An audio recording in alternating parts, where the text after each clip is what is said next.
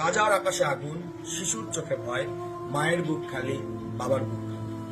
গাজা কোনো রাজধানী বা কোনো শহরের নাম নয়, এ যেন সাক্ষাৎ মৃত্যুপুরী, মহাশ্মশানের প্রতিচ্ছবি, যার চারিদিকে তাকালেই চোখে পড়ে হাজার হাজার লক্ষ লক্ষ মানুষের মৃতদেহ, চারিদিক থেকে ভেসে আসে হাজার হাজার লক্ষ লক্ষ মানুষের আত্মচিৎকার। গাজায় অনেক শিশুর জন্ম হয়েছে, যারা জন্মের পর থেকে জানে না খেলনা দিয়ে কিভাবে খেলা করে।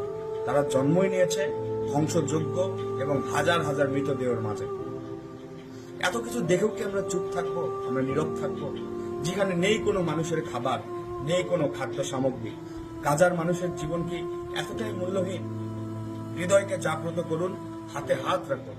ফিলিস্তিনের মানুষ, গাজার মানুষ কখনোই একা নয়, আমরা সকলেই আছি তাদের সাথে। হয়তো আমরা দূরে রয়েছি, তাদের জন্য সার্বিকভাবে কিছু করতে পারছি না, কিন্তু দূরে থেকেও আমরা সকল ইসরায়েলি পণ্য বর্জন করে আমরা ইসরায়েলের বিরুদ্ধে আমরা যুদ্ধ ঘোষণা করেছি।